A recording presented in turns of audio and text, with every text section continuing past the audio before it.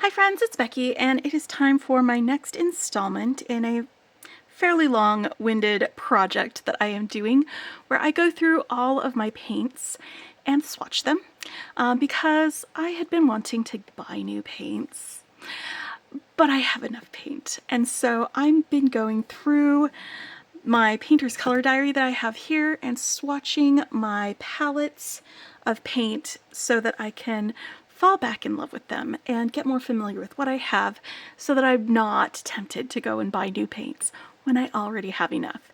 And today's project is going to feature one of my favorites of all time, and that is Paul Rubens paint, which maybe you might be surprised that Paul Rubens is such a favorite of mine, but it is.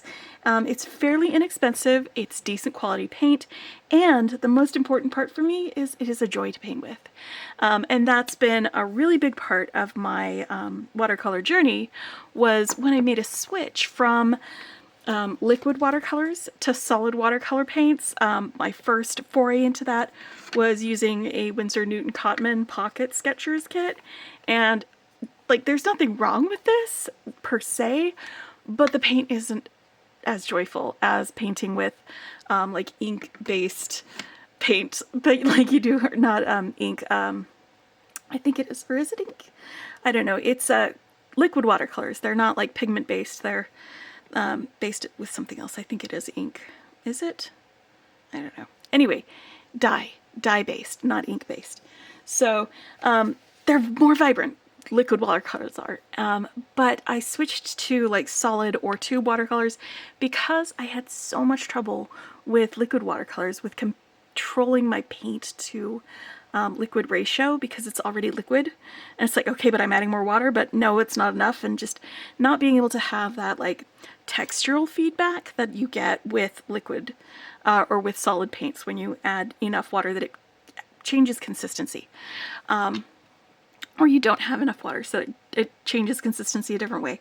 So it's something that made it so much easier for me to control things with, to switch to this kind of thing, but then it wasn't very much fun because it wasn't very pigmented.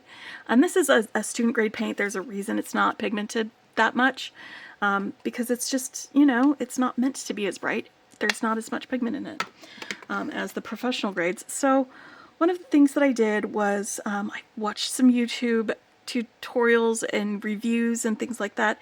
I had bought an inexpensive palette called from a company called Farben, and I enjoyed using their paint. And obviously it was very vibrant, and one of the reasons it was so vibrant was, I guess, they have dyes in some of their paints because they're not very light fast. And so that was kind of heartbreaking to me that I was like, oh, wait a minute. So while it was solid paint and it was fun to paint with and all of that, I wanted something that was a little more light fast than that, but also a joy to paint with. And it was actually a comparison that Miranda Watson did between the Paul Rubens paints that she had and the Farben directly, a one-to-one comparison that made me think, okay, this might be where I want to go, because she said it was just as much fun to paint with them, but like she did the same painting with each of them and then hung it up in a window and covered up one half of it, and the Farben faded and the Paul Rubens didn't fade as much. Like, there were a couple colors that did, but not all of them. So I started with this 24 color pink pan set of Paul Rubens paints, which I still have quite a bit of paint left in these pans. But it is fun, it is joyful, it is a really great set of paints to paint with, and it's not that expensive. So that's another wonderful reason to use them, is because they are an inexpensive paint that will do the trick, that will let you play around with watercolor. So I've got this one that I'm going to be painting out and swatching, but then I also, because I like accumulating paints, I got this in tubes, and this was, I think, the same version as this, or the same generation. It's a little bit different though, because like the pigment combinations in this pink pan set are different from the tube pan sets, but it's a 36 color tube set that I went ahead and hand poured into some pans. And what I did when I got this is I poured half of the tube into one set of pans, and then the other half of the tube into a second set of pans. And I gave my sister the other set of pans so she could have some of these to paint with too. So I'll be swatching these as well. And then, because I am an absolute sucker for cute packaging, like whether it's like makeup compacts or whether it's palettes, I saw these Paul Rubens palettes on AliExpress. They are not available in the United States, but this is the same 24 colors of Paul Rubens in this little compact pebble covered just a little travel palette. It's the same colors as this with, I think there are 2 paints that are different colors. So it's the same formulation, same all of that, just 2 colors are different. So I will be noting that when I do my swatches. And then I also got this glitter one. It is super fun. Again, AliExpress for this one. And this is just 12 colors, but this color here is in here, but not in here. So we'll go through those when we do that. And then there was the Gen 4 Paul Rubens that I had gotten in tubes, and I poured them into these Meeden palettes. And these are a really, really great studio palette. They're nice and heavy, and I've got them all separated. It's another 36 color set. I've got my cool side, I've got my warm side, and then I can like arrange these around whatever I'm painting, and it makes it really useful for me to do that. I just have them labeled with some tape on the outside edges, and I did actually record myself when I was filling these pans and when I was swatching them the first time to try them out. So now that I've used them in a lot of my painting projects over the last, I guess, year and a half since I got them, I can probably give you a much better review of these now, especially in comparison to some of the other paints that I've been using, especially some of the other like professional paints that I've been using. So we'll be swatching these as well. These are, again, the Gen 4. So some of these are different formulations than these or than these. And so I'm going to have separate swatch cards. These will be all on the same page. This will be on a separate page, and then these will be on a separate page. Now, there is another newer version of the Paul Rubens paints that's out there available. It's what they're calling the Gen 5, and it's in like a zebra print or a tiger print sort of canister or palette or box if it's the tubes. And I do not have those, so I'm not going to be swatching them, and I'm not buying new paint. So I'm going to use the Paul Rubens paints that I have instead of buying new paint. So let's get these out, and I'm using these Painter's Color Diary. It's a 9" by 12" sheet. I've already done my Rosa Gallery sets. I have several sets on there. Some of them have some overlap, some of them don't. So I've done that one. And then one of the other videos that I've done in this series was my Roman Schmal paints. So I have those in here. I am going to pull this sheet out of this binder, or this thing, because they will come apart here. There is a pre-cut space so that you can pull them out, remove them, rearrange them as you need. I'm just being careful so that I don't actually tear it. And I've got this pre-filled out with like the pink box, and over here with the P and the G above that, the G is for glitter palette. So this is the pink box, and everything that has a P above it was in the pebble palette. Everything that has a G above it is in the glitter palette, and that's how we've got like both that are going to be in the same thing. There were a couple that were different, and that was in the pebble palette. There was this yellow sienna deep color that was not in my 24 set. And in the pebble and the glitter, we had this quinacridone maroon, which was not in my pink box. So everything else that was in my pink box, I'm going to go ahead and paint through and swatch it out, and then I'll open up probably my pebble set, because that's going to have both of these for the yellow sienna deep and the quinacridone maroon. And that's how we're going to go with this one. And this will be a long video, so, you know, if you want to grab a project and work on it while I'm painting and, you know, put your feet up, grab something to drink, please go ahead, because I'm mostly just going to be talking about the paints and swatching them out, and I'm going to be doing all of my palettes all in one go. So once more, we're going to start with this palette. I'm going to give it a real quick spritz with some water just to reactivate the paints. They reactivate fairly quickly. I usually don't need to spray them, but I like how quickly I can pick up the color when I do that. And one of the things about this is, here we go, there's my salt. I've got 2 things of water here that I'm going to be using, one to rinse my brush and one for clean water. And I'm just going to be swatching this out with this round 6 from Addendum. It's a brush company from Spain. These are really inexpensive and yet quite good brushes. I've been using this for most of my swatching projects, and it's been great. I'll put a link to that in the description below. And I like the effect that I get with salt on my watercolor.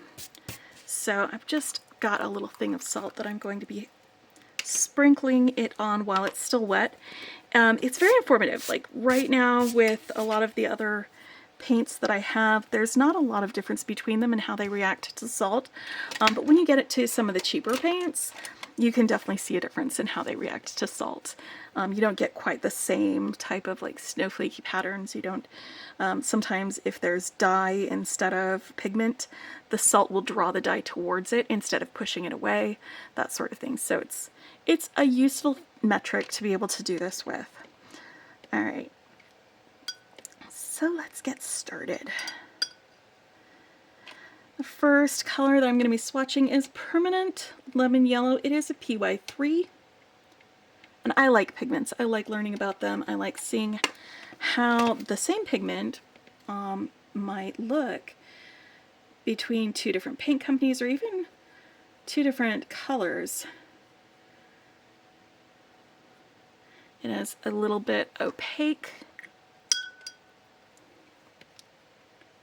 in the mass tone, but it is a super delightful bright yellow. And I love, love, love that yellow. Here's some salt. Wow, that's wet. Alright, and then we've got Cadmium Yellow Medium. This is also a PY3 in this palette. And this is another color. Both of these colors, the Lemon Yellow and the Cadmium Yellow Medium, are in all 3 palettes. So my Pebble palette, my Glitter palette, and my Pink palette.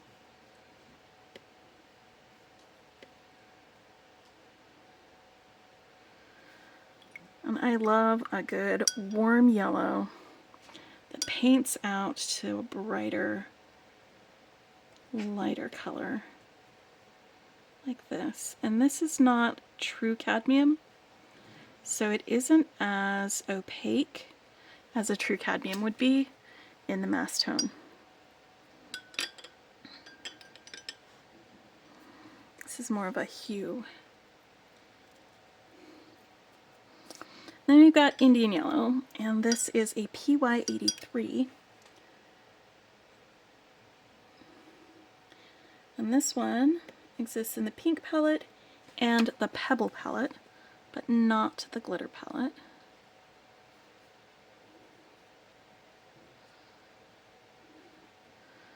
It's almost an orange.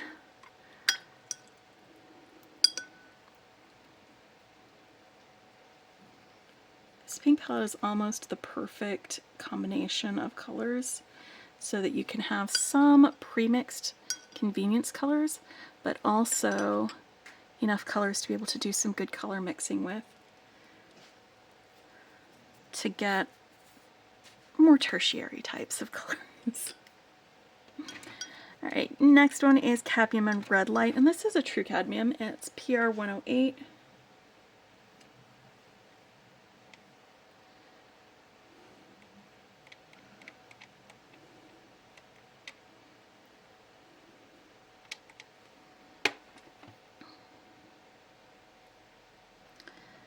You can see it's very on the orange side. It is a super warm red. And you can see how opaque that is. In the mass tone, that black line just about disappears. Let's paint that out a little bit more.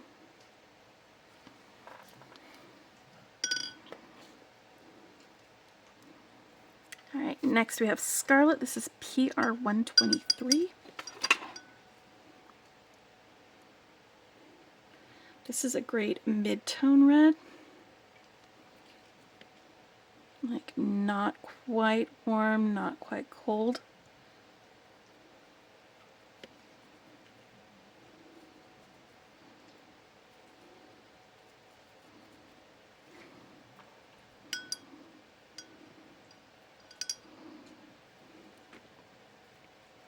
Like it's a true red.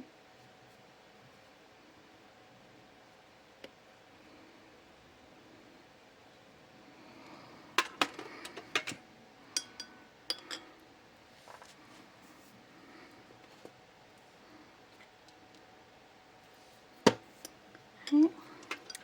And this Madder Red is Pure 177.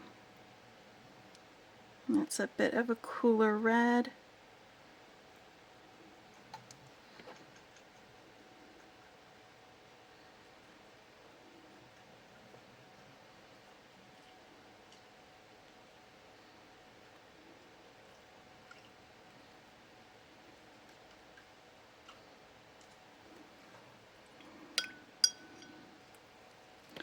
And the P above it tells you that this is also in the Pebble palette, but not the glitter palette.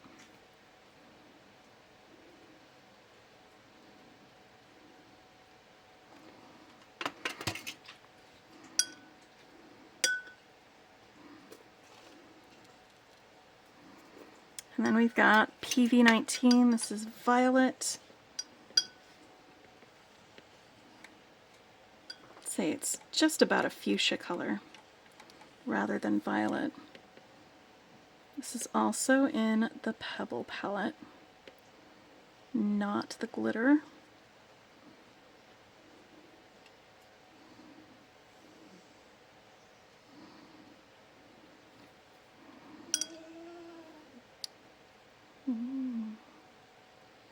So it begins.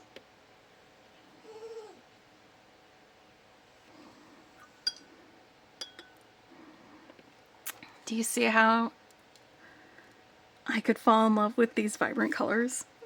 They're vibrant so far, and they just keep going. Alright, next one is Permanent Violet. It's called Permanent Violet here. It is a dioxazine violet. It is PV23.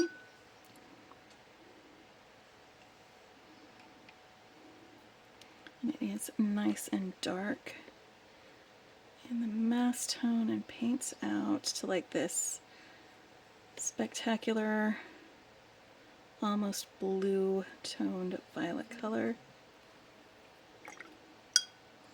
This is what all of my rainbow dreams are made of.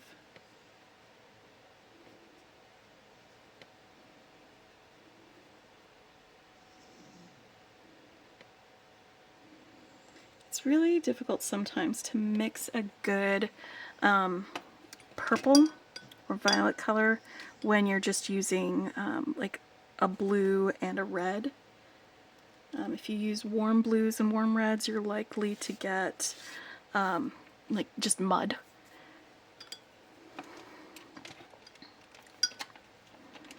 So having like a pre-mixed violet that you could add or change the tone or the shift to is super useful to have in a palette. Next we have Cobalt Blue. This is True Cobalt and it is PB28. I'm just going to rub this a little bit longer because cobalt sometimes takes a little longer to activate.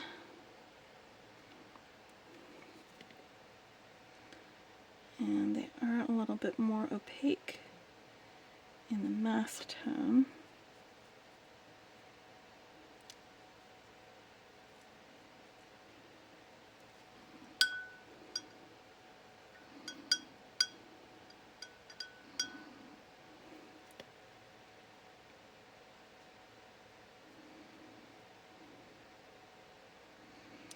I love how a real cobalt, not just something that's been mixed with white, I love how it granulates out, you know?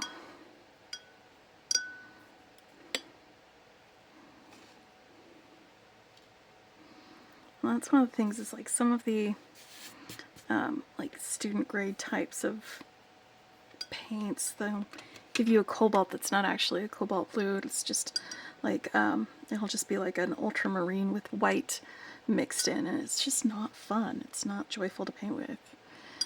Speaking of ultramarine, PB28, that's what we've got next. It is a warm blue.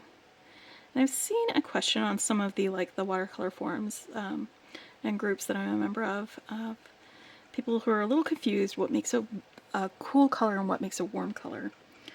And basically, like, a warm blue is one that leans more towards red. So ultramarine leans more towards red than green on that scale. It's still blue, but it's a warm blue. And it's the same with the reds here, you know? The ones that lean more towards orange and are the warmer ones, and the ones that lean more towards purple are the cool ones.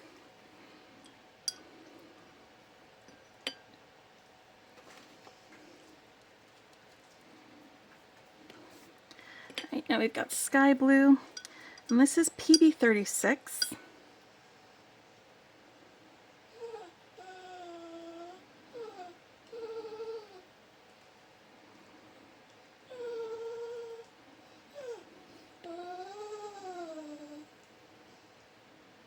It's a really, really nice turquoisey color, like a blue-leaning turquoise, obviously. But it is very opaque in the mass tone. That black line just about disappears underneath there. This PB36, when it paints out, granulates so nicely.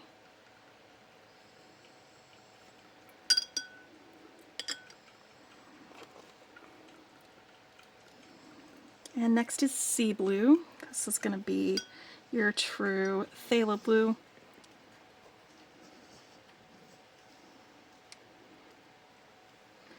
Oh, and I forgot to say, the permanent violet is in both of them. The French ultramarine is in both of the other palettes.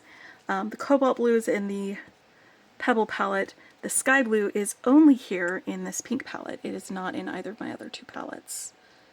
So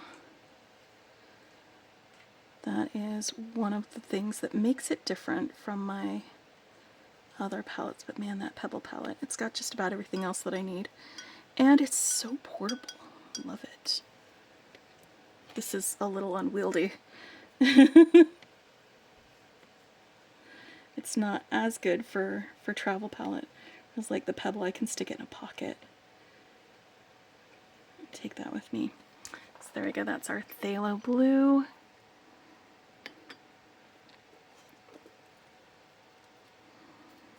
And next we've got a Prussian blue.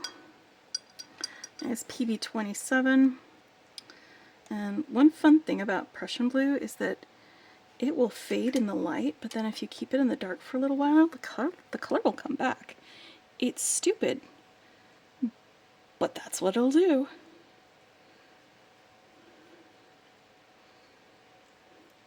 And so Prussian blue contains iron, and they discovered it when somebody accidentally bled into something. I can't remember the exact story, but it's one of those fun facts where I'm like, they only discovered Prussian blue because of the iron in our blood. How interesting is that? It's a nice moody blue.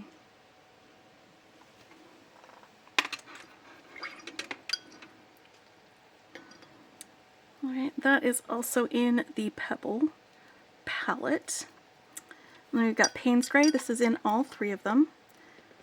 And this Payne's Gray is made with PB15, that's phthalo blue, PB28, which is cobalt, and PBK9.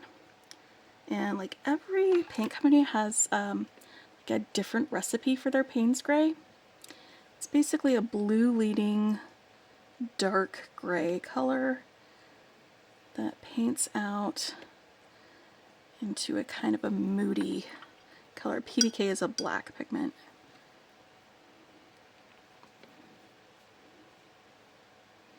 There you go. So that's your blue leaning gray.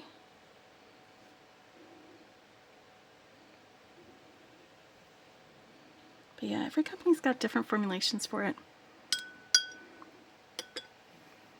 And even within the same manufacturer, you might have different formulations between your student and your professional grade. I know the student Sennelier, the La Petite Aquarelle, they have a totally different Payne's gray than in the professional L'Aquarelle. And the thing is, I actually prefer the color of the Payne's gray in the La Petite Aquarelle. It's interesting. I'll have to show you the difference when I get around to swatching my Senneliers. So now we've got yellow-green here. It is PG36, that's a green pigment, and PY74, a yellow. So that's why we have, it is a yellow-green. And it's a little bit on the opaque side, but look how bright that is once we paint that out. This bright yellow-green color is one of my son's favorite colors. He loves that kind of like bright, almost eye-searing type of green. When we get around to the vibrance, I have a neon set of Paul Rubens that I'm also going to be swatching with y'all. I forgot to pull that out or to prepare a sheet for it, so we'll probably do that at a later date, because I don't feel like prepping it right now. And then we've got tree green, and I don't have the pigment info for that. Interesting. I'll find it and add it. I'll put it in the description once I figure out what the pigment info for this tree green is. But I feel like it is probably got some, maybe some yellow ochre in it.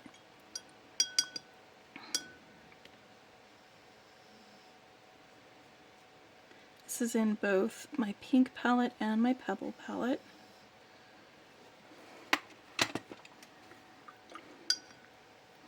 I'll find out my pigment info later. This one I can't remember the name of, but the pigment on it is PG17. It's this next one here.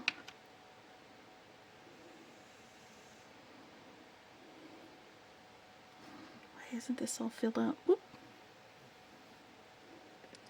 PG17, it's dark.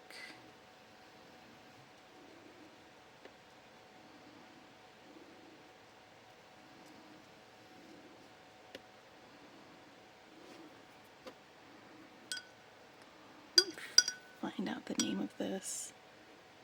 This one is also in the Pebble palette. So yeah, I'll put this additional info that I'm missing, I'll put that in the description so that you can have your curiosity eased if you really, really want to know.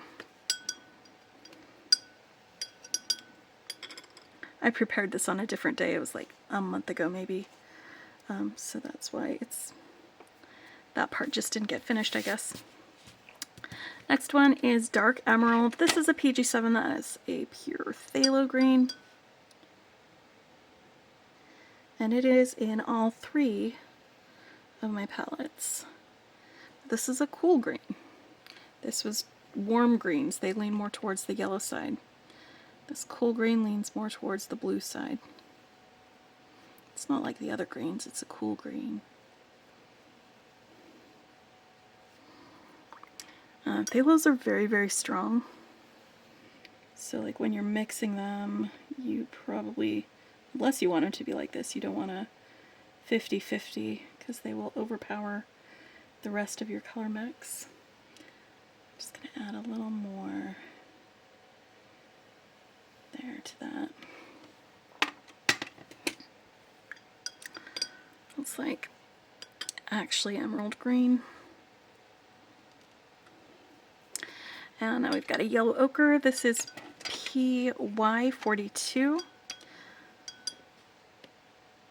PY43 is natural yellow ochre. PY42 is synthetic. But PY42 is what you usually find in your paint sets. And to me, it's about as indistinguishable from PY43 as there is. It is an opaque pigment. It is an earth pigment.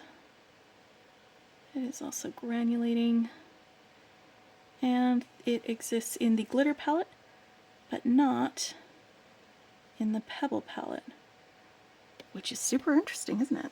Because that pebble palette had a lot of the same ones, it just doesn't have the yellow ochre in it. It has instead this yellow sienna deep, which is also a PY42.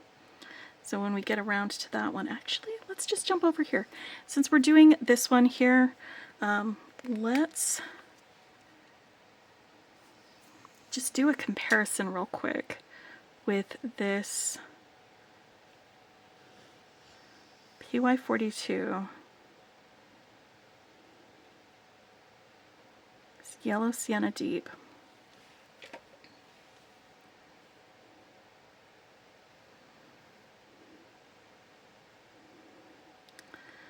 That is in the pebble palette. See, it comes out a lot more transparent than this yellow ochre is. A little more on the golden brown side. But then it'll paint out.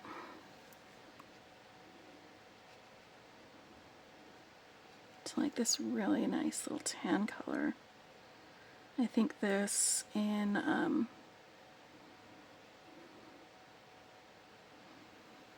this color would be fantastic for like sand dunes or something like that, especially like on a softer value amount. Like a really light wash of it or something would be great for sand dunes. But yeah, so that's one of the colors that was different in here. And so same pigment, but totally different treatments, and so you get a different end result. I'm going to bring this up closer so you can get a better idea of the differences between the two.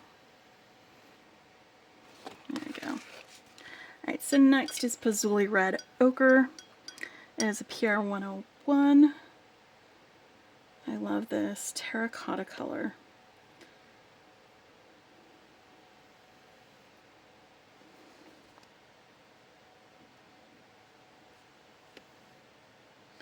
And this exists in the Pebble palette as well. It is not in the glitter palette. Like I said, the glitter palette only has 12 colors, so it's definitely not going to have all of these same ones.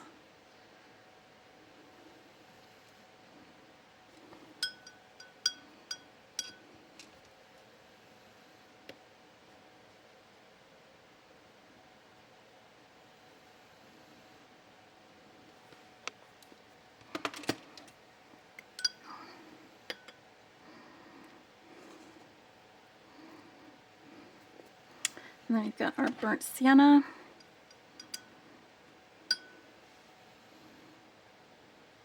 This is in both the Pebble palette and the glitter palette. And it is PBR7. There's actually a couple of PBR7s in this. This burnt sienna is a very red, leaning brown, fairly transparent.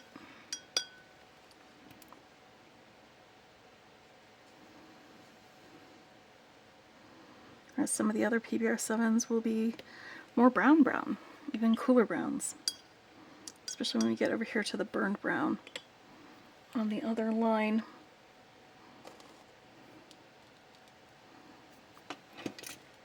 We've got burnt ochre down here. I don't think anybody knows how to cook ochre in this house. Oh, that was a joke.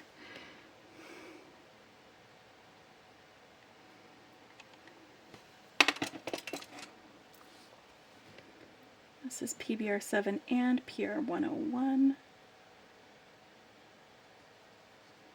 So basically those two pigments that I just swatched out but mixed together.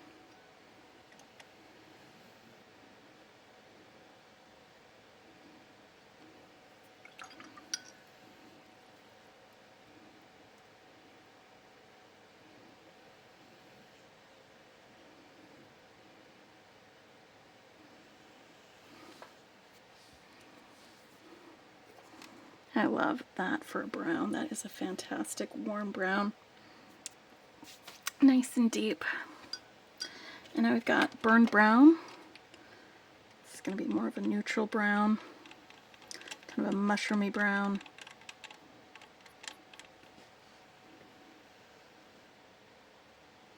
It is also PBR7, exactly the same pigment as this is. But again, the way you treat your pigments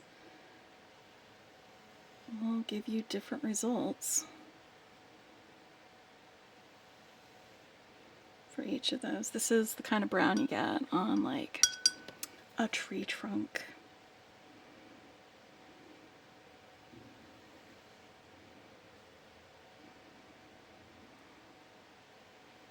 There you go.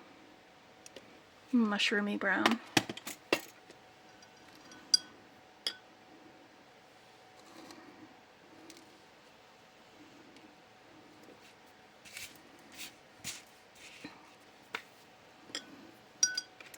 And last one is coal black, and this is one of those colors that it seems like I've used a lot of because I am having to dig into that palette with it. This is in all three of my palettes though, not just my pink palette. Now there is one last paint that I'm going to need to share with you, and that is one that exists in the glitter palette and the pebble palette, but not in my pink palette.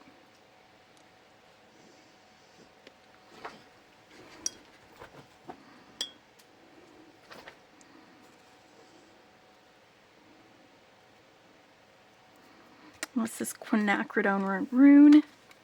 It is PV42,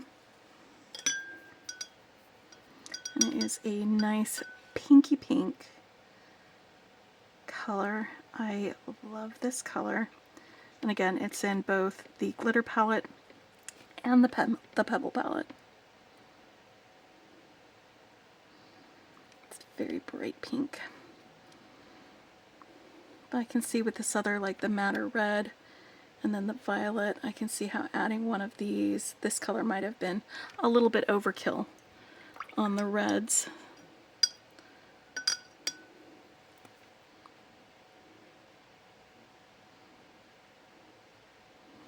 Look at that pink. It's nice and bright. It's not anything like a maroon to me. It's more of a fuchsia. More of a fuchsia or magenta. Fuchsia, not magenta. Let me just get this one a little bit closer to the camera so you can see that color better. Nice bright pink. Okay, so these are these three palettes. This one has just the things that I marked with G.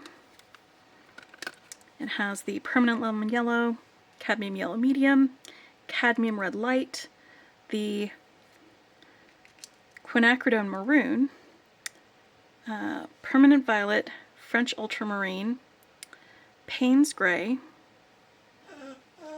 dark emerald, yellow ochre, burnt sienna, burnt brown, and coal black. So this one had those.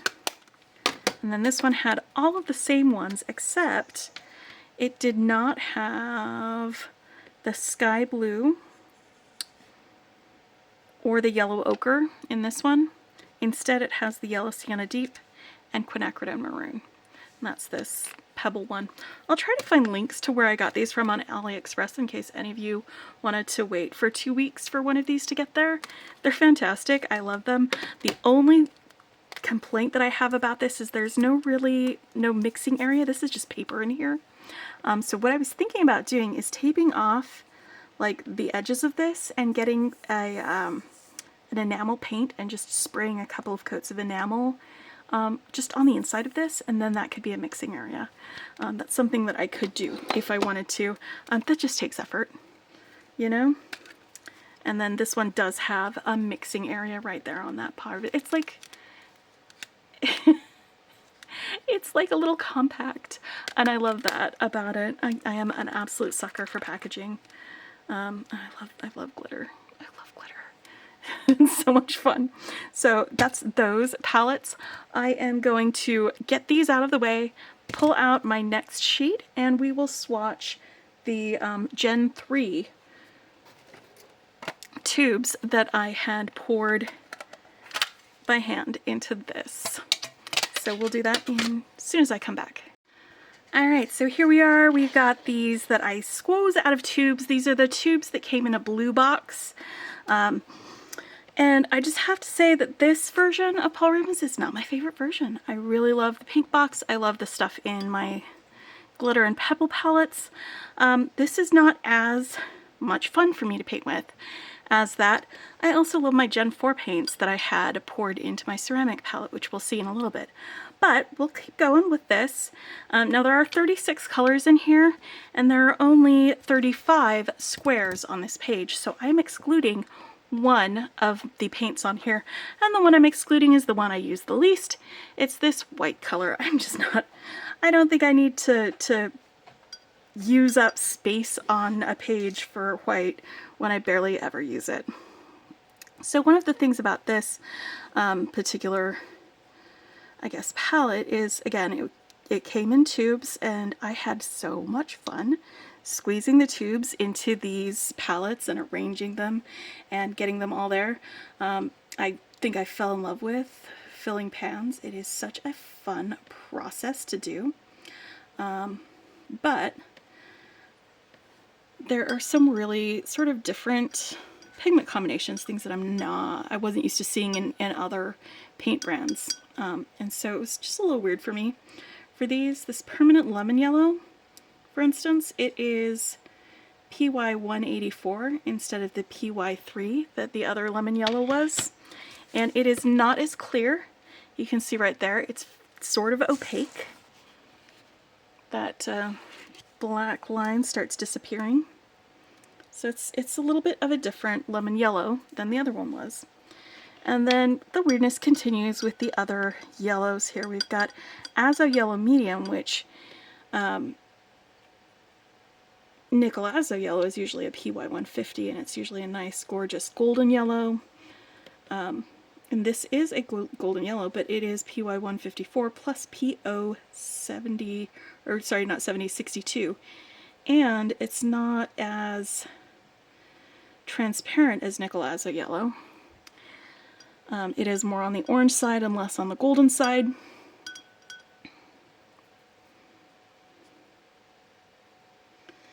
It is still a nice, pretty yellow though.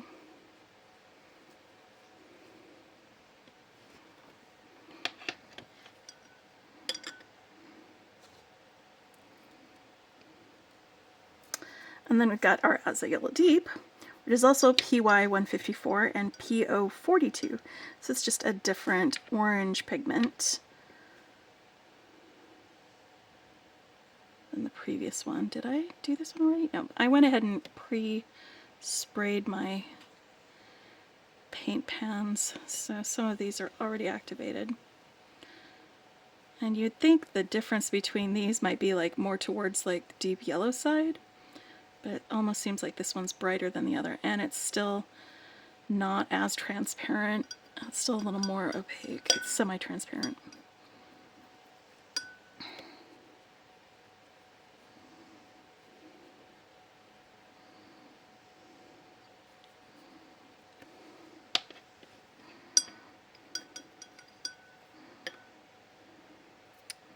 One of the reasons that this isn't my favorite is because there's just so many multi-pigment colors that, you know, there are other pigments that could be single pigment that would give you the same or better result.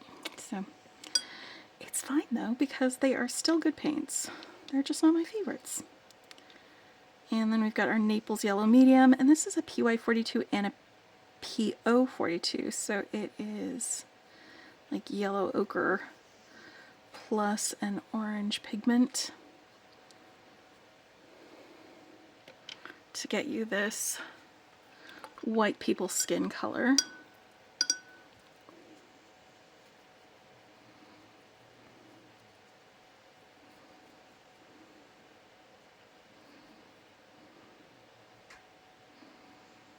And it is fairly opaque.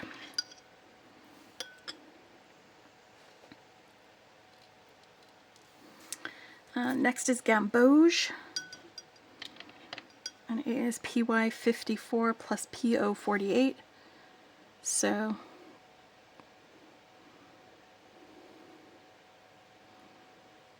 just a different orange pigment with that same yellow that we're seeing in all of these others.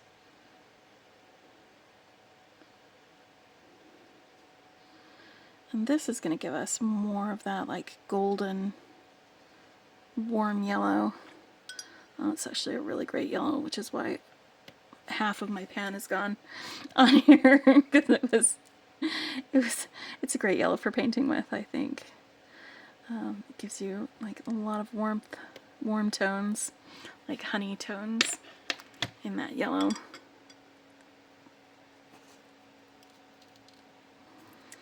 And then we've got Permanent Orange. And I had actually lost this palette for like a year. I had misplaced it, so I just found it recently within the last, when was it? It was just from the last like 2 weeks. PY154 and PO73, and this is a very bright, beautiful orange. It is tangerines. It is orange. It's also a little on the opaque side.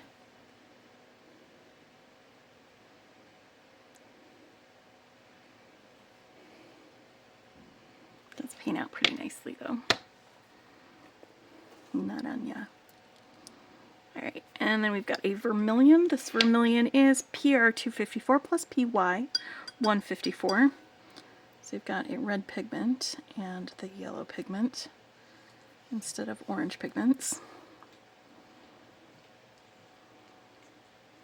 This is a very, very warm red. It's like a dark orange instead of an orange red.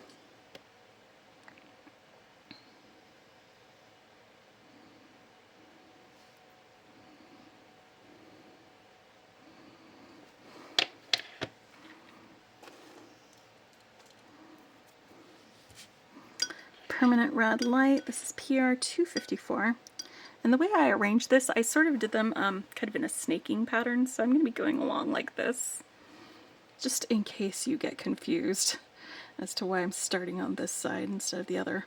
I should have done my swatches in the same order, but I'm not that bothered about it. This is Permanent Red Light is, again, this is PR254. This is the color of pigment that the yellow was mixed into to make that vermilion. I can't see a huge difference between these two colors. They're both very red leaning, or orange leaning reds. Just one has a little extra yellow added into it, which, like, again, this is single pigment, and why couldn't I have just added this to a single pigment yellow to get that doing some color mixing? I don't know. They're so similar though that I would have trouble distinguishing between the two if they're right next to each other. And then you've got Madder Lake Light. It is PR254 plus PR264.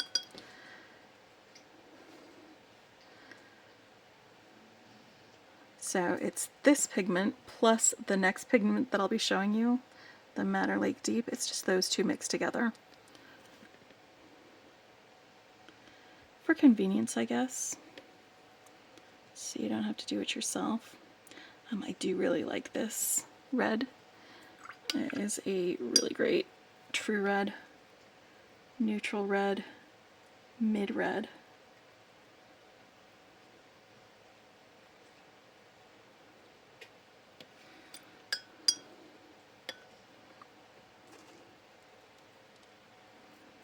Madder Lake Deep, this is PR 264. Maybe this one.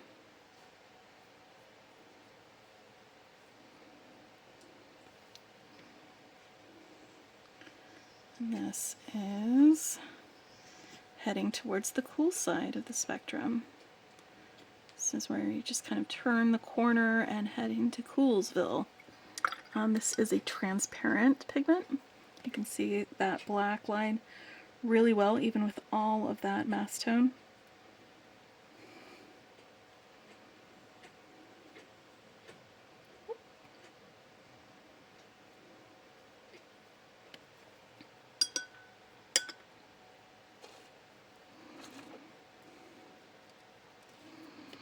And then we've got quinacridone rose. This is a PV19. There are no PV20 anythings in this palette.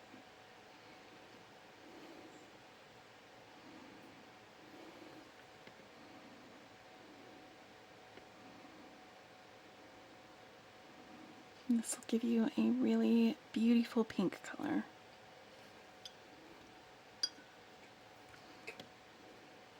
This is great for florals, roses.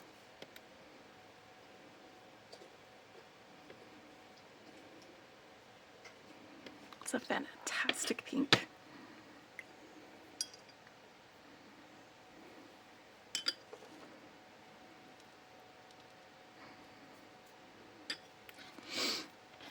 Next is Permanent Red Deep. It is PY 154 and PR 101.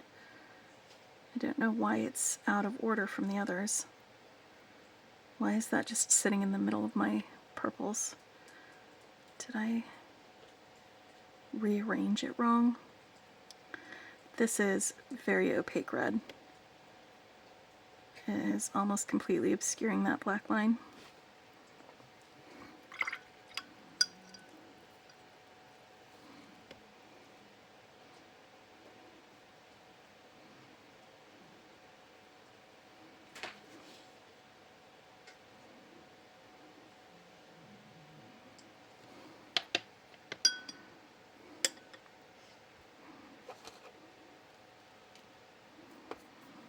Permanent Red Violet. This is also PV19, but it's going to be a more pigmented version, a darker version of the same pigment. So it's more maroon, or not maroon, more magenta and less fuchsia. And fairly opaque.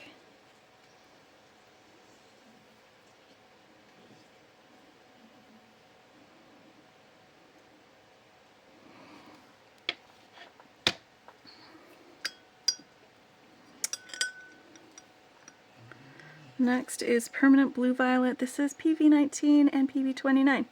You know, I was saying just in the last one that it's difficult to get a really good purple. With a red and a yellow, you need to mix like one of these like violet or cool reds with a cool blue or a warm blue. And that's what this one is. It is Prussian blue plus this PV19 pigment together. There is no dioxazine in this set. Just have this one. This is our only purple. The only purple in a set of 36, and that's fine. 8 purple is better than nothing.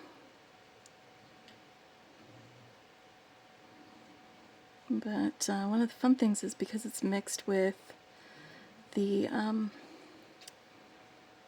ultramarine, that PB29, it is a granulating shade, so you can get some really cool granulation with that.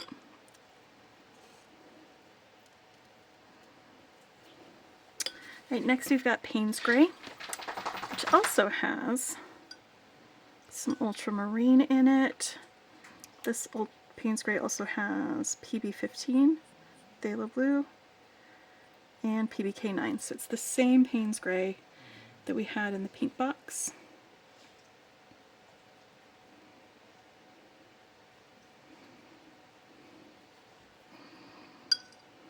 And the pebble box.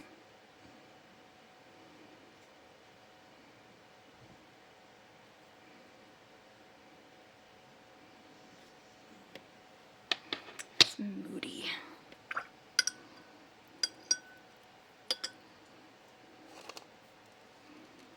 Next is Ivory Black.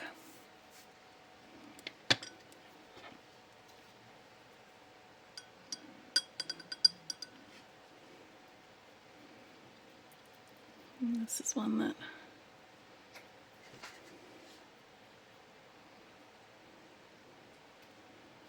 I have used quite a bit of, it seems.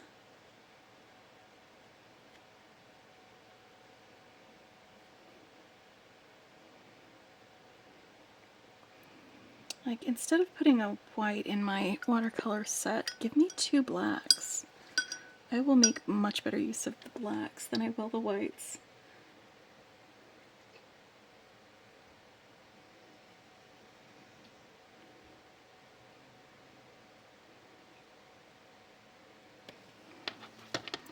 This is a warm black.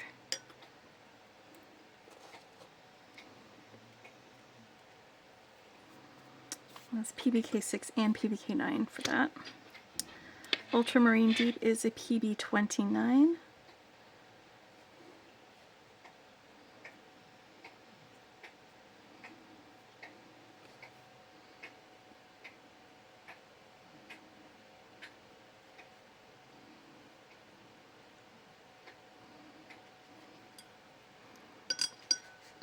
So now we're getting into the blues. And there aren't a ton of blues in this set, but there's a crap ton of greens. Wait till you see how many greens there are.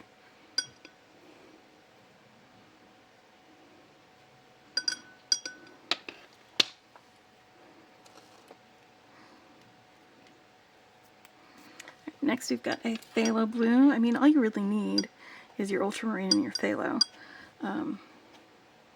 Your warm and your cool blue.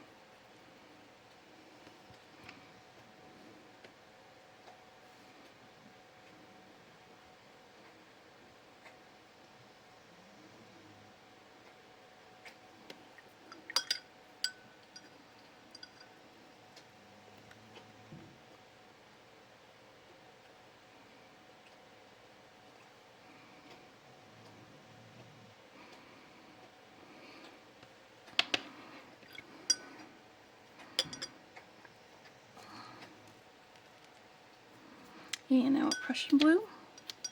It's PB27.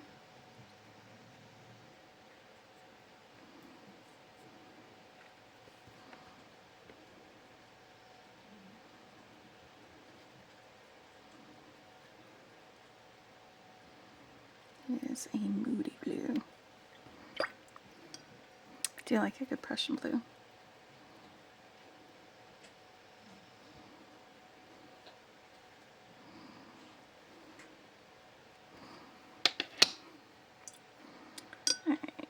And the next blue, do you remember how when I was doing the previous page and I was talking about the cobalts, the true cobalt was a PB28 instead of being a PB29 mixed with a white? Well, that's what this is. It's PB29 mixed with a PW6, so it is ultramarine and white mixed together to get this cobalt ultramarine color, and the white makes it more opaque.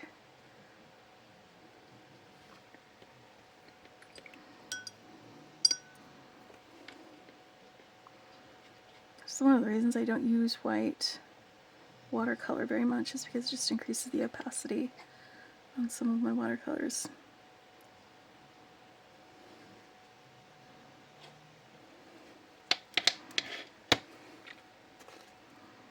And it looks chalky. Alright, next is Viridian. It is a PG7.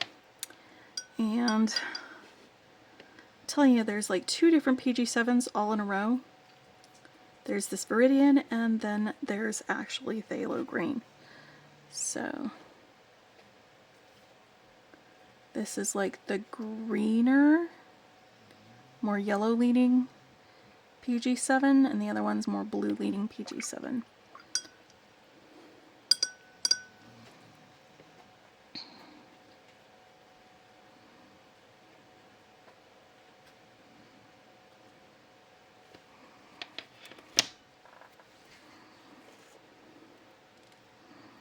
We're gonna have like a whole row of greens now. Get ready. So here's the phthalo. Like I said, it's more of a blue leaning PG7.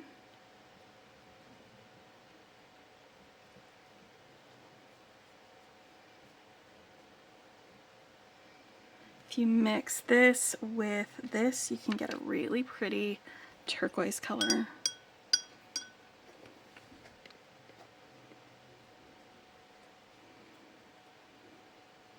PG7 and PB15, by the way. Right.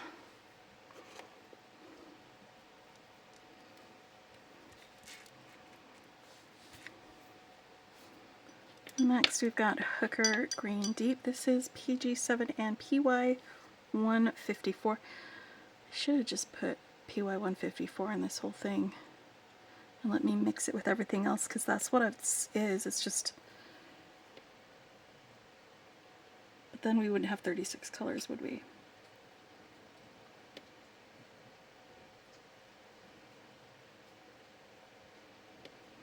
This is a very pretty green. I like it.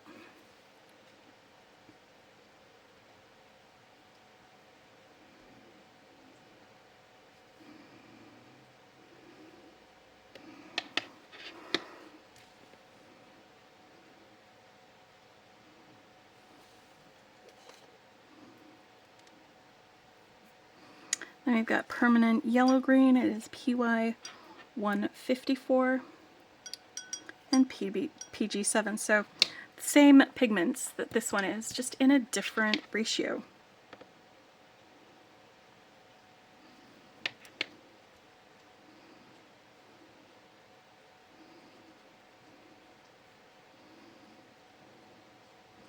And this one is more opaque because it has more of that PY154 in it.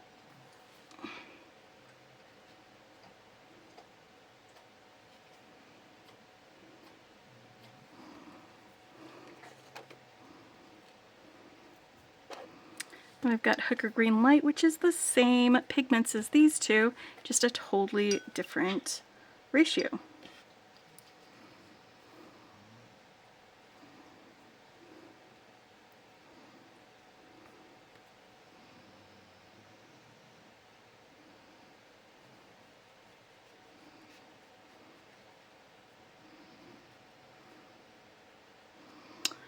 Why these aren't in order from deepest to lightest, I don't know.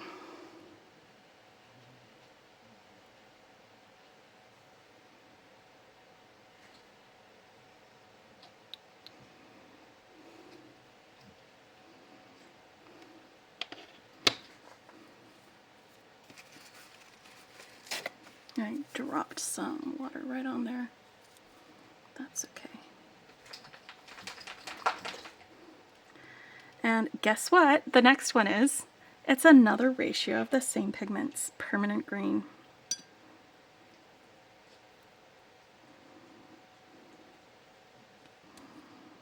It's like if you're allergic to mixing greens, this is a great set for you.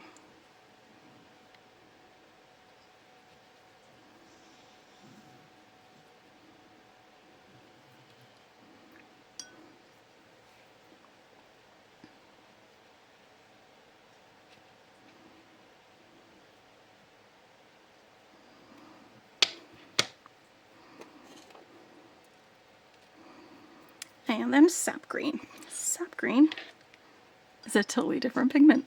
This is PY129 and PG7.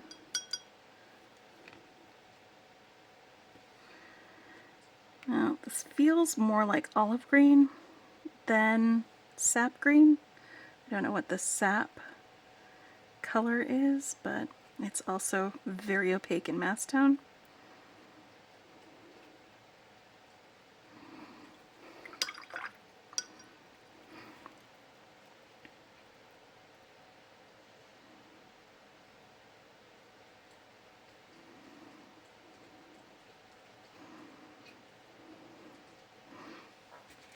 And there's that sap green.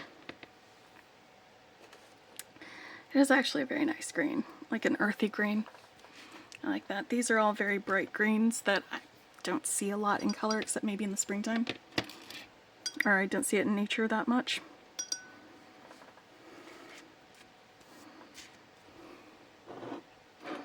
There we go. Now we've got olive green. This is PG7 and PY154. So the same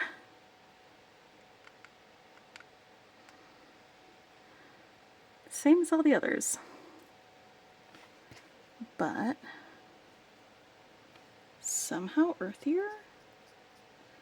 There must be another pigment in here somewhere with this to trash it up, you know?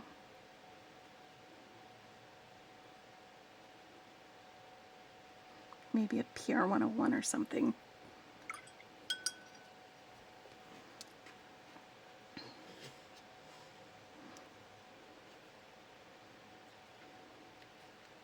I'm not saying like trash it up, but like, you know, dirty it up a little bit to desaturate it some so that it's not bright like these guys.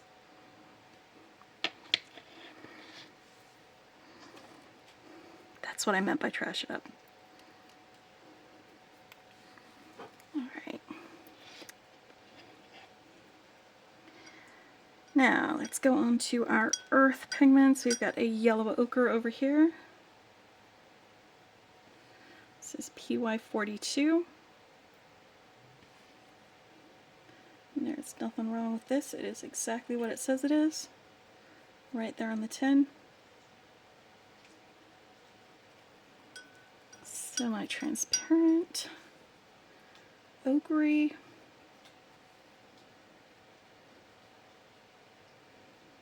does exactly what you expect a yellow ochre to do.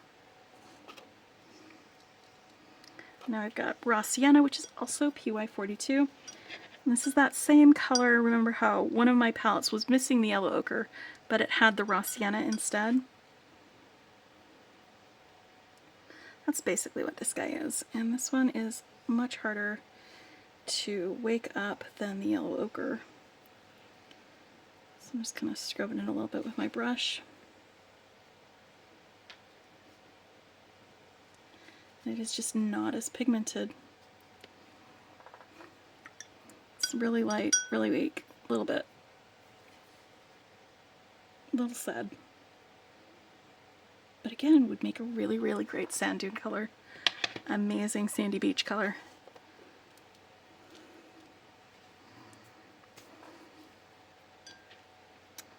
Next we've got sepia. This is PBK7 and PR101. So it is a black pigment and a red earth pigment or brown pigment.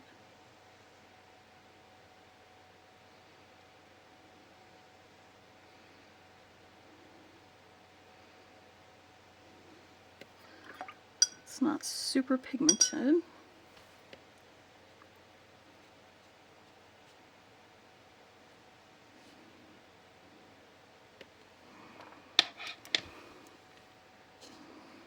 Next you've got Van Dyke Brown.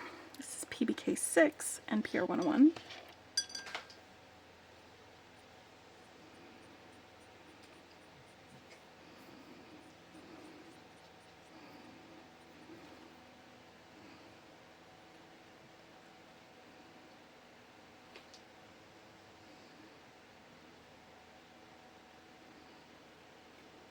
It's hard to tell because of the color, but it is pretty opaque, or it is pretty transparent.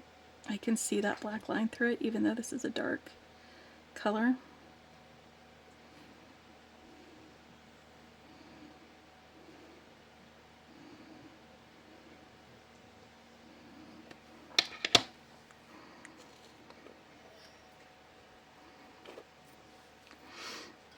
Next is raw umber.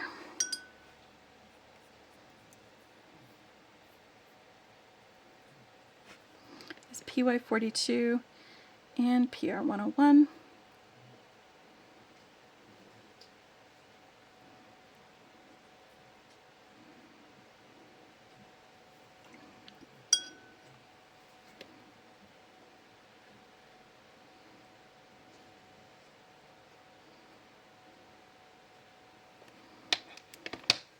I think I'm going to like challenge myself to use the word umber in a sentence in a non-painting context at some point. I don't know if I will achieve it, but maybe this time next week I can tell you. Next we have burnt umber, and does anybody in this house know how to cook umber? It's like raw and burnt. It is PR101 and PBK6. I am always going to tell that joke. Like, just if you're ever going to get sick of hearing that joke, just unfollow me now. It makes me laugh every time. Every time. Sometimes you need your dumb jokes to get you through the day, I think. Do you have any dumb jokes? If you are still with me, I would love to hear your dumbest jokes. Just tell me in the comments what your dumbest joke is. Like knock knock joke, any of these others, just tell me. I want dumb jokes. I need dumb jokes. Dumb jokes make me happy in my heart. The very last color that I'm going to be painting from this palette is the Burnt Sienna. It is PR101 and PBK11. And also, like, I guess nobody knows how to cook sienna either, because we got raw and burnt in this house. Ooh, but isn't that a beautiful earthy red?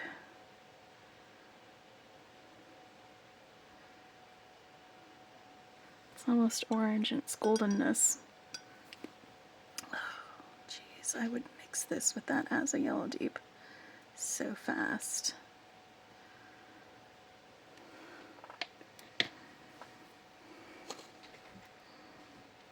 Alright, that was worth swatching this out so that I know what colors I have, so that I know what pigments they are. I don't know that I'm going to be doing a lot of paintings with them unless I need like 15 different greens, and I don't want to mix them too much, but there we go. These are the tubes that came in the blue box, and they were poured into this one. The next set of paints that I'm going to be swatching will be the Gen 4 tubes, which when you see them, you'll see why I fell so much in love with them after painting with these, because they are just more vibrant. There are so many more single pigment colors, and they're just beautiful paints, and I really enjoy working with them. So I'll be right back after I clear this away and get the other palettes out and ready to swatch. Alright, so I am back and I'm ready to swatch out my Gen 4 Paul Rubens. These were tubes that I went ahead and squoze out into these Maiden palettes, which I love. But I went ahead and got all of these out here. They came in the black box. If you're looking at it on like Amazon or something, I will put links to each of these paints on Amazon, or for those palettes that I had bought from AliExpress, my links there as well, so that if you are interested, you can check them out and you can see those differences. But one of the things about the previous version was that only 12 out of the 36 paints were single pigment. The others were a mixture of them, and there were so many different unnecessary greens. But they went back, they rechanged their formula, they started using different, maybe better pigments for a lot of these colors, and they came out with this. And it is, you know, comparable to professional watercolor paints.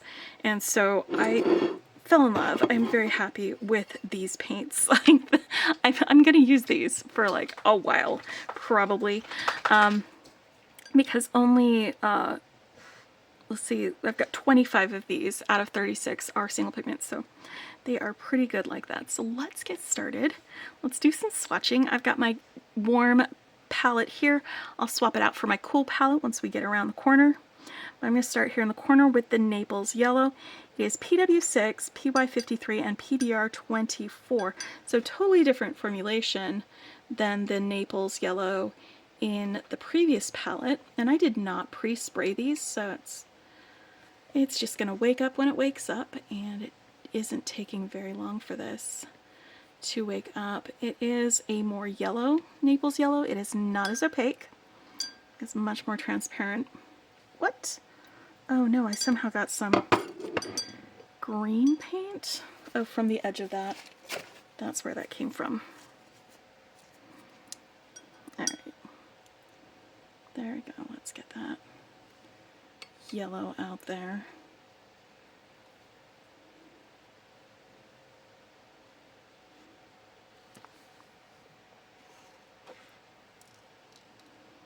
Alright, and then we've got our lemon yellow, and this lemon yellow is a PY3.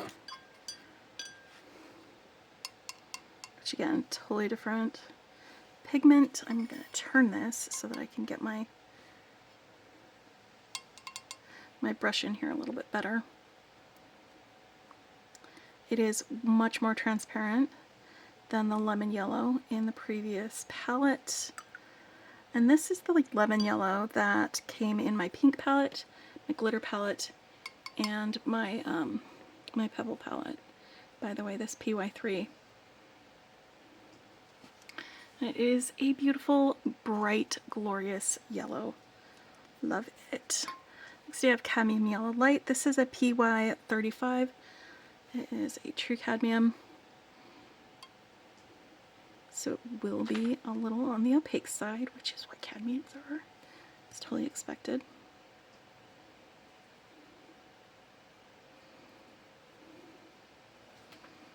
But it is a pretty true color.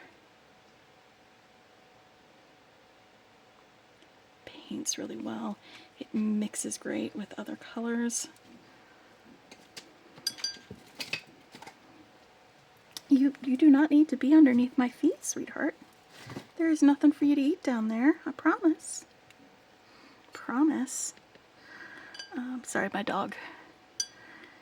Alright, and then we got Cadmium Yellow Medium. It's another PY35. 1, 2, 3. Going around the corner here.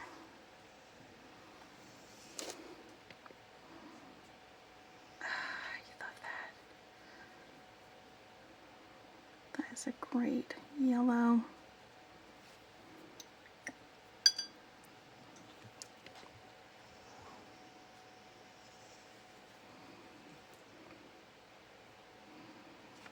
It's a nice warm yellow. And then we've got our Indian Yellow. This is a PY83, and it is a fantastic yellow as well. These don't really need to be sprayed before you reawaken them, by the way.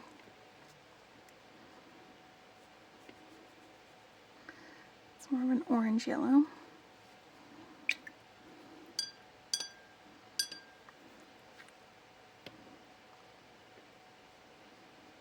Look how it paints out.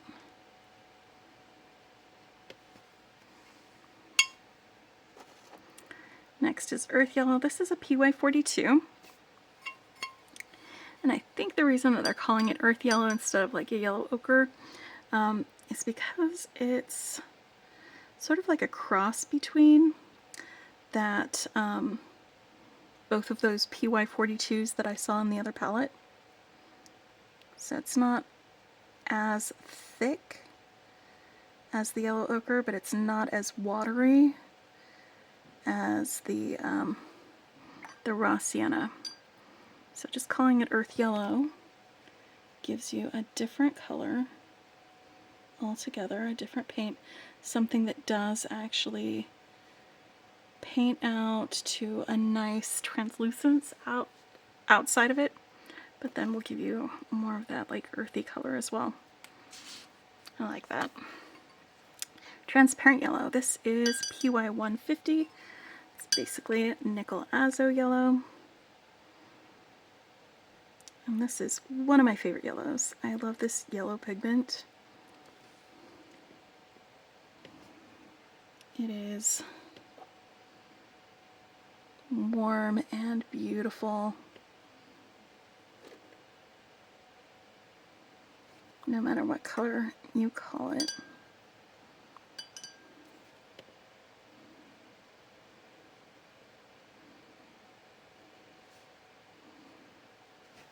Look at those golden tones right there.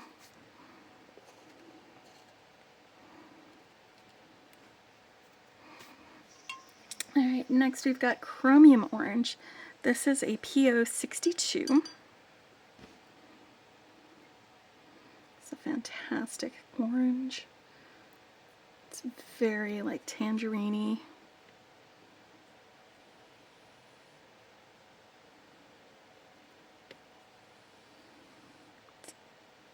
Semi-opaque.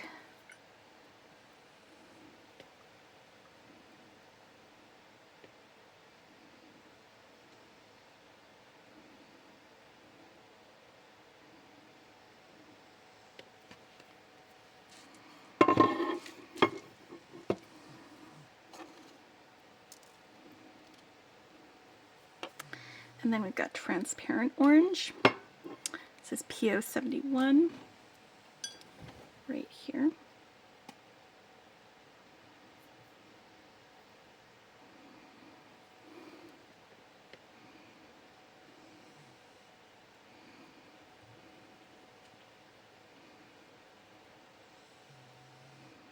Look at that earthy orange. That is a fantastic pumpkin orange, I think.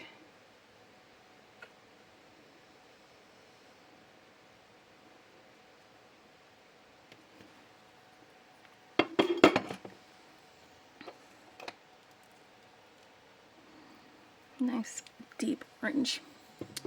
And next we've got cadmium red light. This is a pure 108, so again, it's a true cadmium. And not just a hue.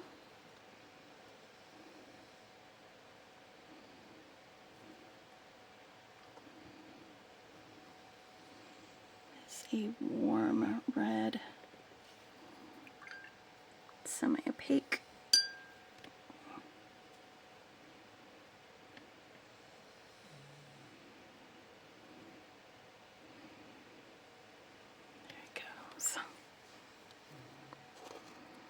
Next we have burnt sienna.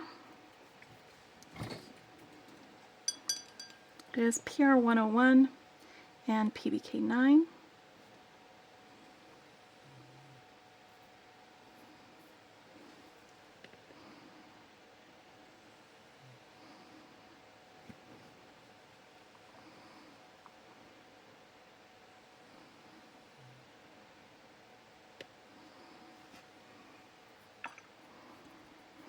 Because brown is just dark orange.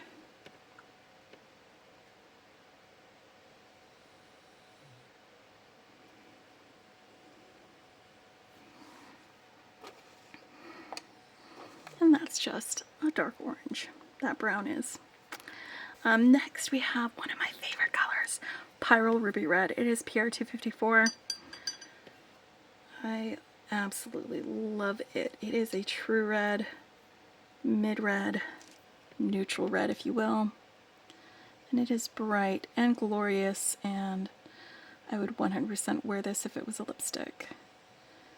It is so pretty. So pretty.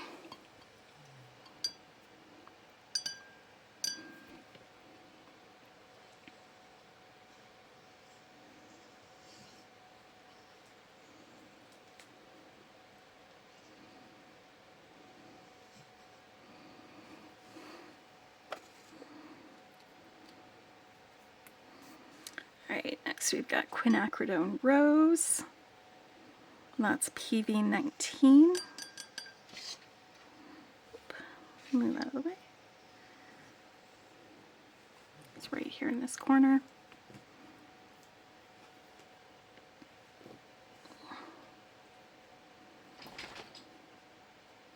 And it feels to me like this one is way more pigmented than the other quinacridone rose that I swatched out for you on another piece of paper.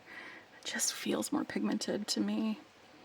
But it is a beautiful, beautiful pinky red.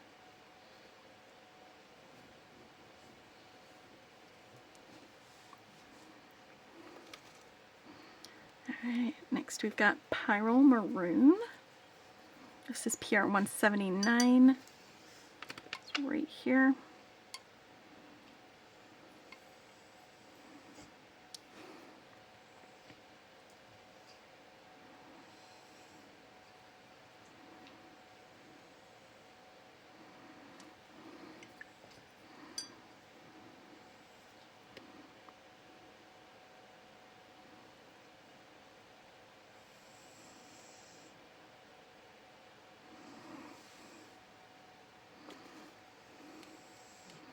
Love that one.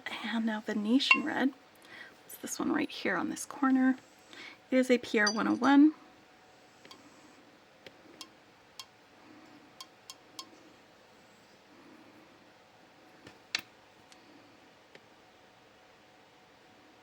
It is semi-opaque.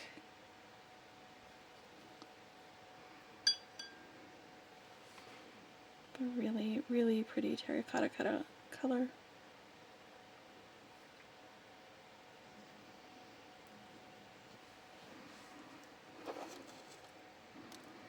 This is the color of the red rocks in the desert. This one right here. And then we've got Indian red. It is PR 101 and PR 206.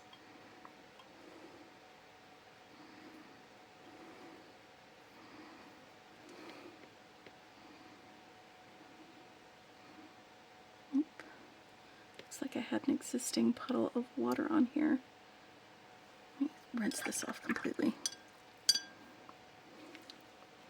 Spread this out a little bit more. Ah, look at that. This is earthy, deep. Next we've got quinacridone maroon. And this one feels a little more like rose than the other one does, but yeah. I'm not the one in charge of naming them. It is a PV42.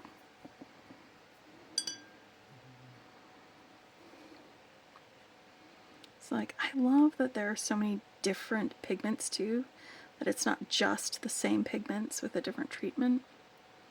So you've got, you know, a PV19 and a PV42, and the pyrrole pigments as well. And there is another PV19 here. It is this quinacridone violet here.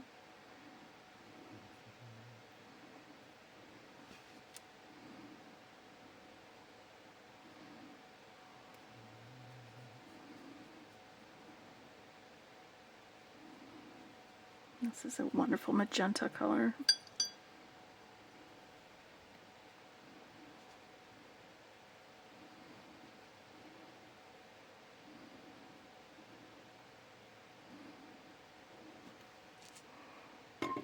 Alright, so we are heading into the cool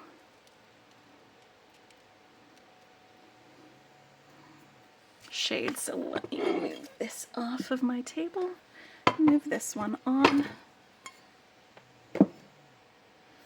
We will go around starting here with my purples, and we'll go all the way through our greens into our neutral colors.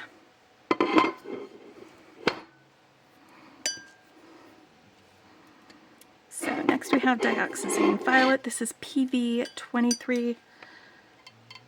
One of my favorite pigments ever. It is really strong in mass tone, almost disappears I'm not even going to paint that whole thing out. I'm going to just start adding water because that is, let's start over here because this will be the fun part. Bloop, bloop, bloop, bloop, bloop.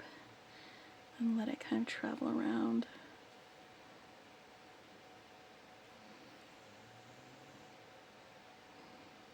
It is a blue leaning violet. And it's so bright and colorful and wonderful. I love that. And I love it in other paint manufacturers too. Like it's not just this particular one that I love. It's just one of my favorite pigments. I love it so much. Brilliant Blue Violet is a combination of ultramarine and dioxazine violet.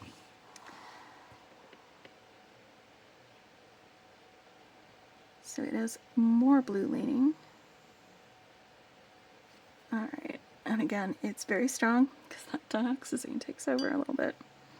So let's get some water on here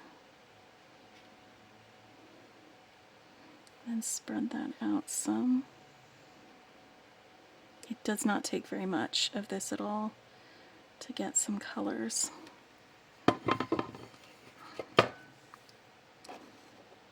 Alright, my next color is French Blue, and that is PB29. It is ultramarine. Right there.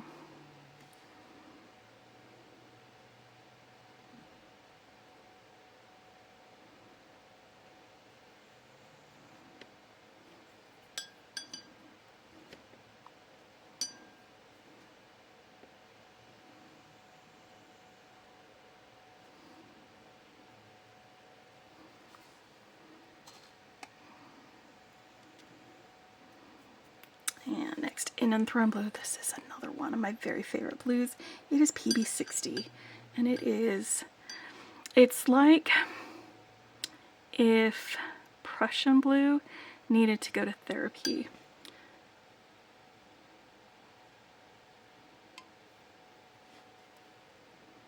It is just a little bit darker and moodier. It's so pretty though.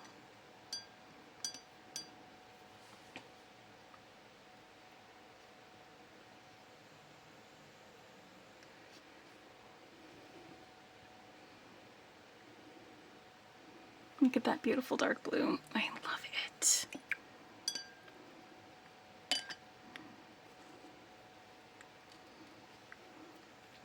Next is Berlin Blue, which is Prussian Blue. It is PB27. That's this guy right here.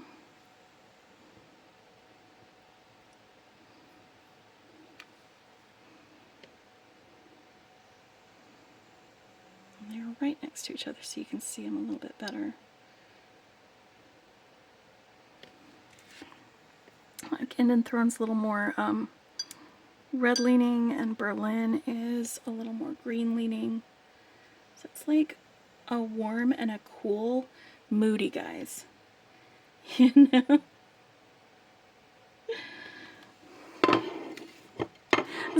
Is that weird to call it that? Maybe, maybe not. I don't know.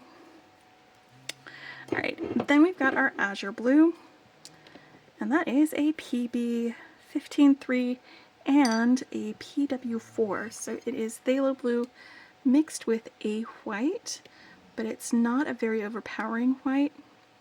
It's just going to be enough to give it some lift. Like that.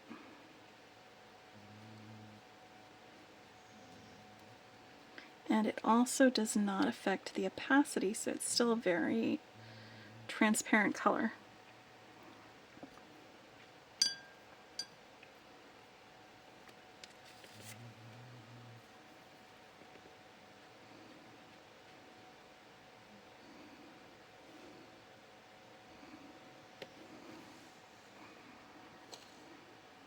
Then we've got Cobalt Blue Light. This is a true cobalt. It is PB28.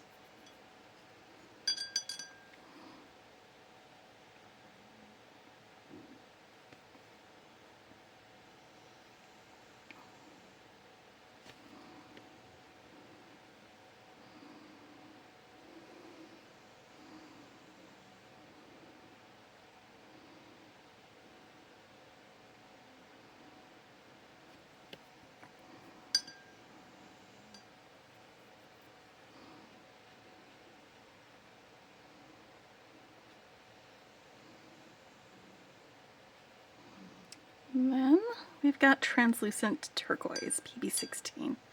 I love this color, by the way. Translucent turquoise. It is a phthalo color. It is not a mixture of phthalo blue and phthalo green. It's just that pigment.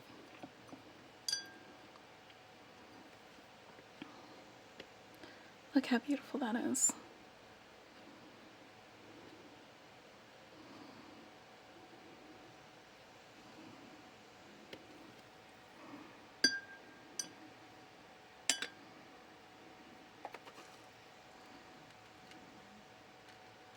Forgot to sprinkle my cobalt. Hopefully after the fact isn't too late. Oh right, now there's another cobalt on here. It is PB28, but it is cobalt turquoise. It's the same pigment, just treated in a different way as that other cobalt.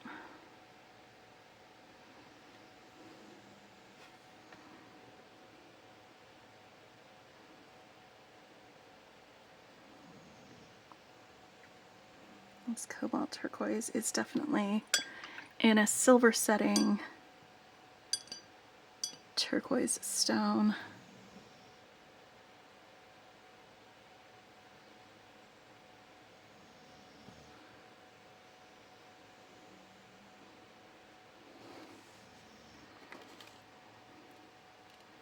Love that. Now, cobalt turquoise teep is a PG26, and it is like a beautiful teal color. It's this one right here. It is opaque and granulating.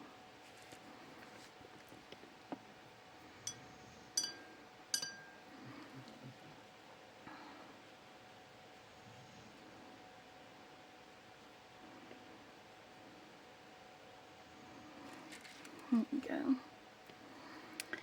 Next we've got Oriental Green. It is phthalo green. It is PG7. That is it right here.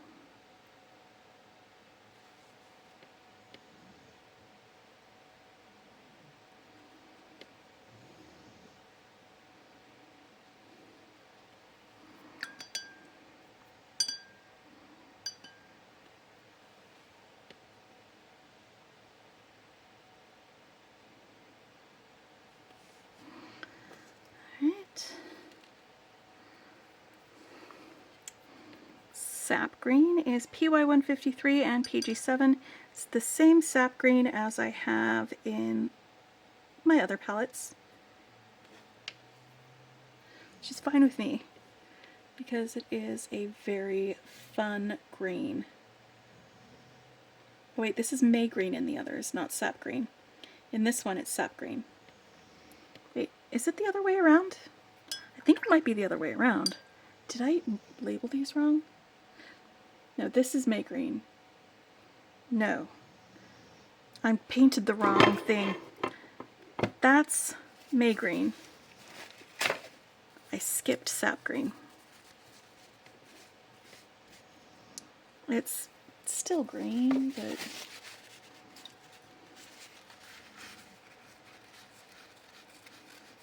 it'll be fine. Because I will come back to that. I will come back to that after the fact. I'm going to let that dry a little bit more and then come back. Okay, May green. I'd like to actually have these labeled correctly when I am comparing them to decide which colors I want to use. I don't want to be like, oh hey, I want this May green, and it's actually the sap green that I'm pulling up. And I'd like them to be in the correct order for around the wheel. Okay, I will come back to that one.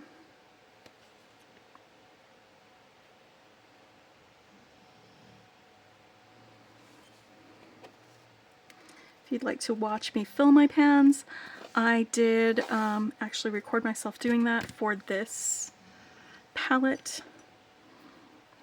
I'll put a link to that video. It's one of my earlier videos. The colors weren't great, so I apologize if the colors seem off or weird, or you can't see the blues that well in that video, but it was fun to do, and it was when these colors were brand new to me, so I wasn't as familiar with them, and hadn't really figured out which ones I love the most. Now this olive green is PO62 and PG36. That feels like a proper mix for olive green.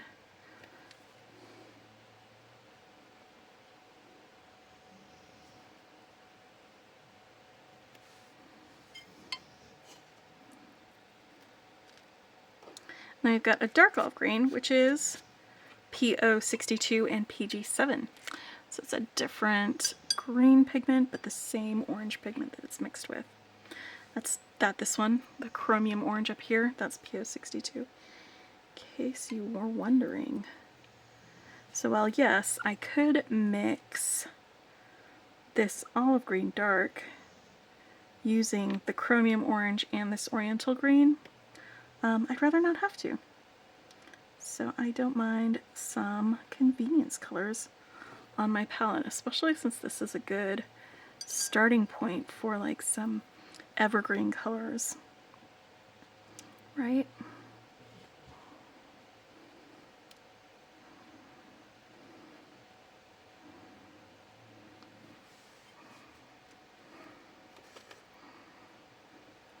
Kind of reminds me a little bit of like Cascade Green from Daniel Smith. My dog has fallen asleep on my feet. I love her so much. Indigo. This is my next guy right here. Also, this is 36 colors and I only have 35 spaces on this page, so I thought I would skip black. Since it's just black paint. It's ivory black, I've seen it before. It's that warm black that we painted from the other palette, and this indigo is PB15 and PB66 mixed together. It is another moody blue, but it's more of a dark moody blue. Then we've got brown umber. So the black is the one that I'm skipping right here. Whoops, right here. And then this brown umber is warm. And that's, when I put these side to side, I wanted my warm dark next to the edge of where my yellows would be, so that it could kind of feel more, more coherent, you know what I mean? This is a PB15-1, PBR7, and PBK9. It feels more like a sepia to me than like a brown umber. But that is not necessarily a bad thing, because sepia can be a very great color to use when you are painting. Alright, I'm going to go back and paint this sap green again. Now that this has dried just a little bit. The one that I missed and messed up.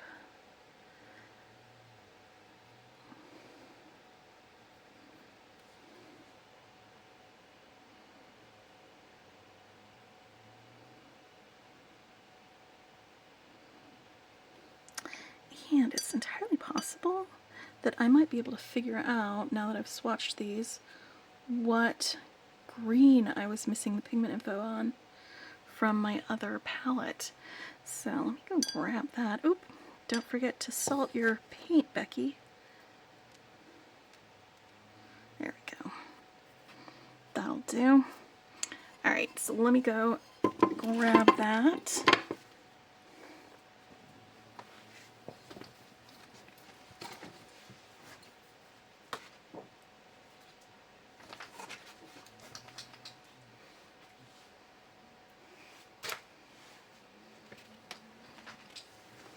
Alright, so PG17 isn't one that I see on any of these.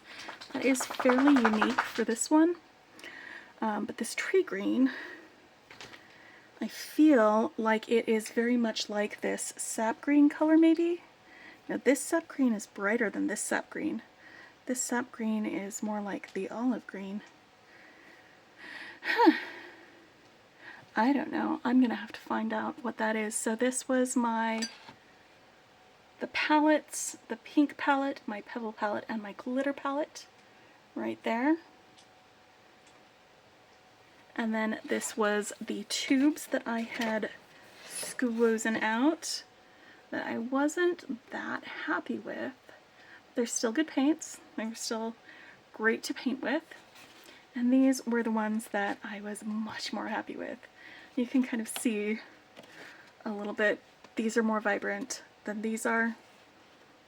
There's more opaque colors on this one than there are on this. More transparency.